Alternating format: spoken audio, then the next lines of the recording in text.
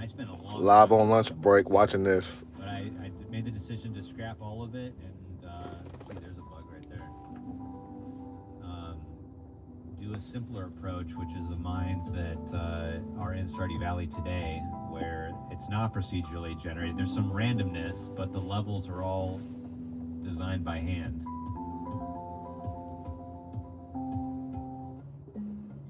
Here we have a goblin village, an underground goblin village.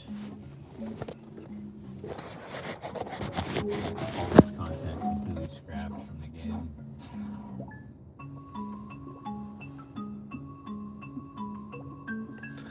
On the lunch break I mean, watching I don't this. regret it. Gotta Just watch because it. something sounds cool, just because the idea is cool, doesn't mean that it's going to be fun or it's going to be the right idea in practice. Oh, and by the way, underground goblin villages are not canon, all right? Anything you see here from previous builds is not considered to be canonical Stardew Valley. It's throwback All right, let's move 2013. on to yet another more recent version. So this one's from sometime in 2014. This was the title screen at that time. I mean, it's kind of glitching out, but it had these weird buttons on the side. And then when you loaded the game, there was this loading screen, which was kind of reminiscent of like The Sims. My man Willie shop. Let's go. But I mean, it doesn't look too much different than the last build, but you start to see some more Stardew Valley things come into place, like the what we call the daytime money box in the upper right is there. Willie's shop is basically looking like it always does. We now have the community center in the game, and it looks essentially. Sorry for bad quality, guys. I'm on exactly lunch the same break, as so it I'm in the does car now. watching. Not sure why there's this ugly yellow color, this ugly yellow filter over the entire screen. You'll notice Clint was a little less doughy back then. Yo, Clint look crazy. It's 2014, guys. This is Josemart was not yet in town. Pat Mouse wasn't a thing yet.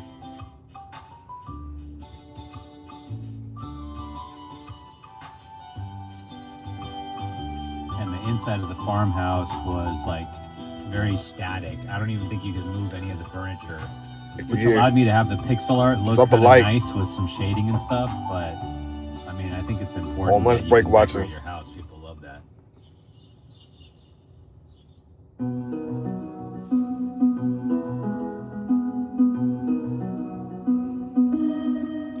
What's going on, Abu? What's going on? Drop a like if y'all here. I'm watching on lunch break. Sorry for the bad quality.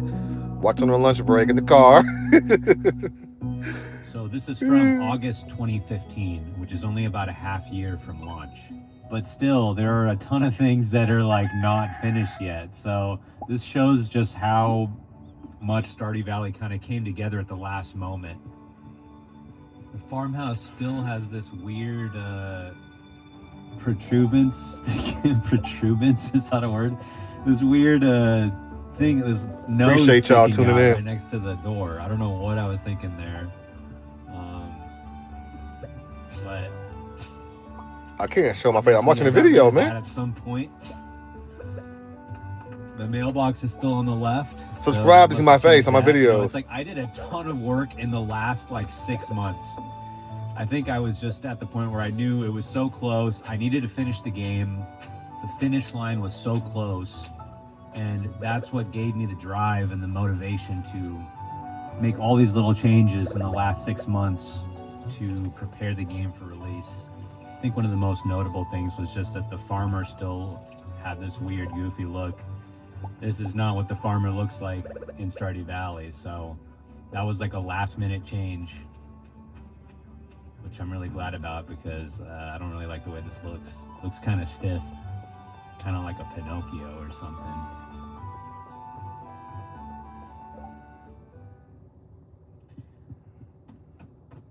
Yep, there's the old classic Stardew Valley mine. So that's pretty much the last convenient footage that I have from before launch. I do want to give a shout out to my two beta testers, Bexy and Siri, who helped me find a ton of bugs in the game. Here's a screenshot from Bexy's farm. This is one of the first ever Stardew Valley farms. Wow. It's pretty good. Thank you guys so much.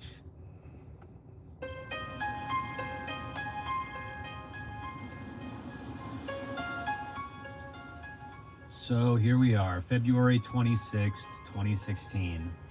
The culmination of 4.5 years of work, the launch of Stardew Valley. A lot was riding on this because if it flopped, I would have been 4.5 years behind my peers with no money, no job experience. Would have been pretty depressing.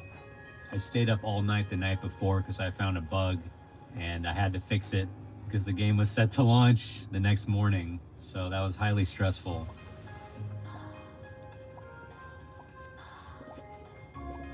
On the first day of launch, Stardew sold just under 40,000 copies, which was already beyond my wildest dreams. After that first day, I knew that this was going to be a big deal.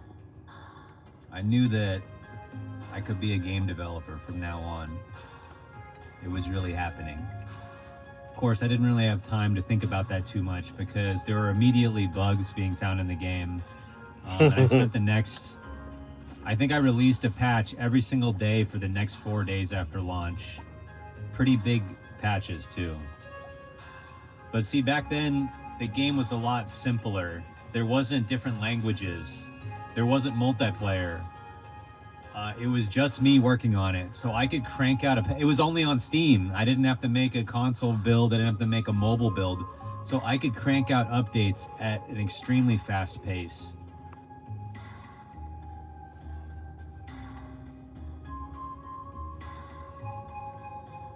I spent the rest of that spring fixing every bug that people found and trying to add meaningful improvements to the game with each patch. I was releasing patches pretty rapidly. Some notable examples were Grandpa's Shrine and his evaluation. When the game first came out, Grandpa was extremely harsh and he was almost a little bit rude. You know, if you didn't do a good job, he would say, "Man, I should have bequeathed the farm to my other grandkid." And there was no way to reevaluate. If you didn't get, the 4 spirit candles the first time, forget about it. So I softened that, and I also added in the way that you can, have them come back and reevaluate. Here's another example. On March 20th, I added unique dialogues for all the spouses. So I don't remember this, but apparently before then, every single spouse had identical dialogue, and people still complain about this, but there's been a ton of work on the spouses over the years. And it just goes to show that, even though Stardew Valley was launched, in my mind, it was not its ultimate form. That's why I kept making updates. That's why I, essentially, as soon as these bug fix patches were out of the way, I immediately started working on the 1.1 update, which is the first major content update.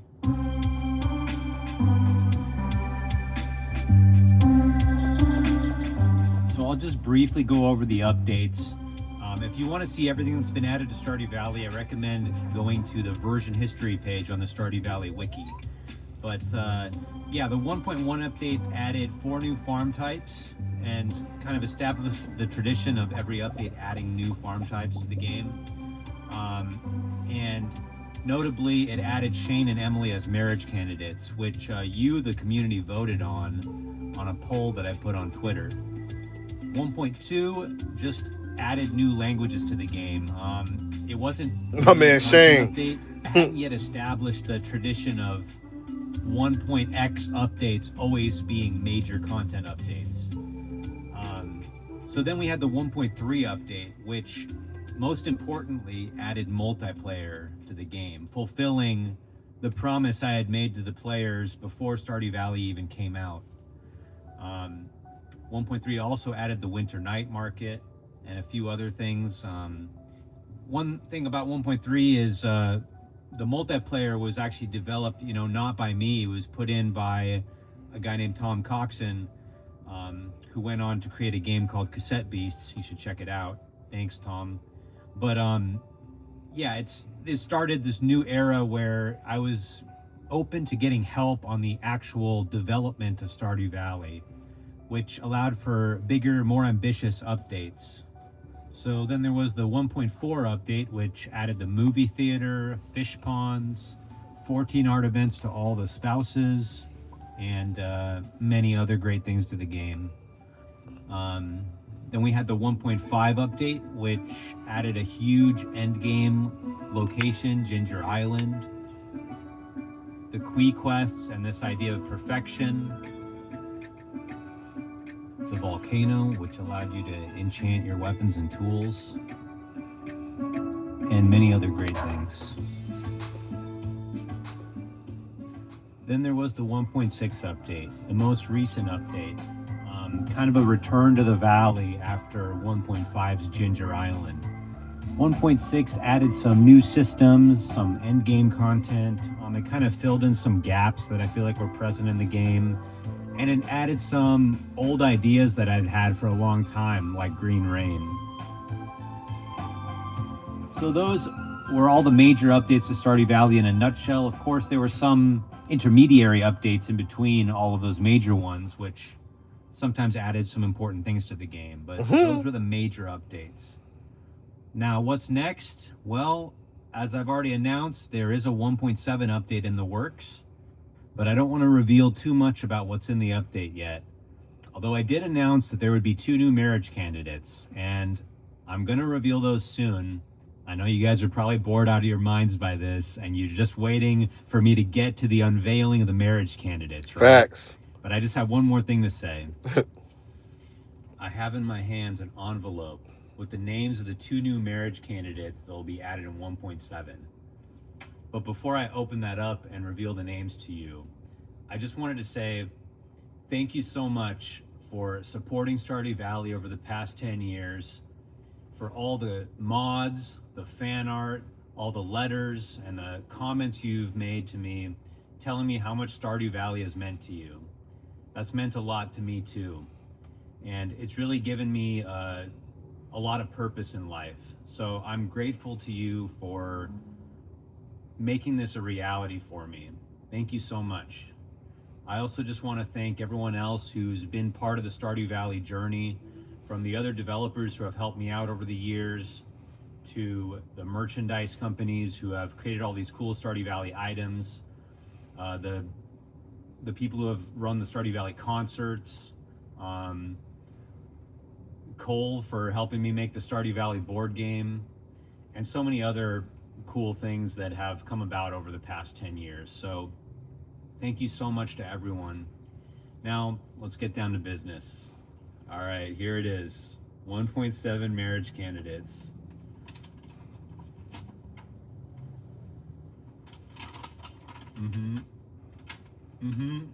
Come on, Sandy. There you go. Clint and Sandy? Sandy.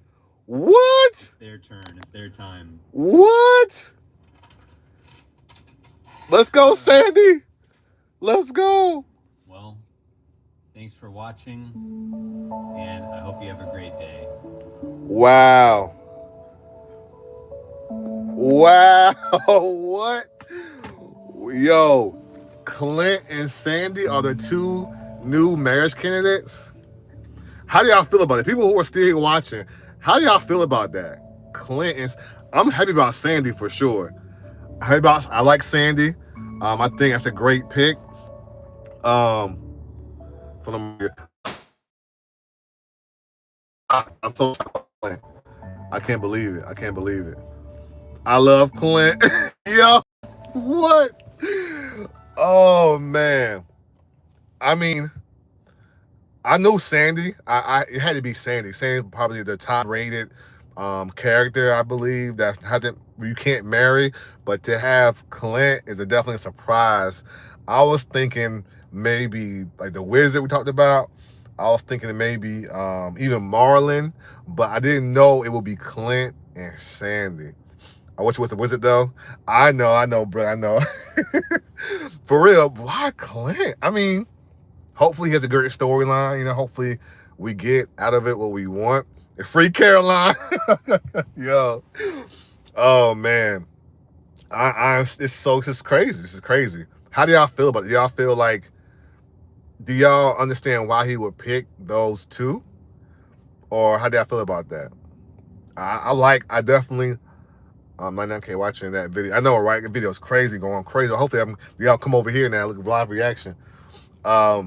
But yeah, so I'm happy he didn't reveal too much without having a, you know, if he gave a release date and revealed more, I'd be kind of like more, I don't know, antsy about it. I'm glad he at least told us that information at least. But I'm definitely liking that he did pick Sandy at a bare minimum. But yeah. How do y'all feel about that, bro? Oh man, that's hilarious. That's hilarious, man. I think it was a lot of freedom with those two characters. Yeah, 100%, 100%. You know, I just don't. I still don't understand Clint too much, but hopefully he has a great storyline. That's what I'm hoping for. People were hating on him a lot. You know, we don't know that much about them. Yeah, exactly. Except if you guys feel like Clint's a little weird, of course. But other than that, I think it'll be good. But I'm gonna go here. I'm actually gonna make a new video actually right now, literally right now, on this update. I'm gonna post it in probably like an hour or two. Clint's come back from being a little weird, right? But yeah, so if y'all just joining in, Clint and Sandy are two new marriage candidates, which is crazy. I'm happy to have Sandy. I don't really care about whoever else they could have picked. They could have picked anybody for my you know opinion, but Sandy, I'm glad they picked her at least.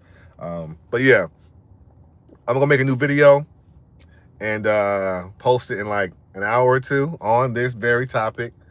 And then yeah, I'll see y'all later. Also too, podcast. If you didn't watch it last night, it's definitely on my channel. If you want to subscribe to my channel and actually watch the podcast, it's on there for you guys to look at. All right, y'all have a good day.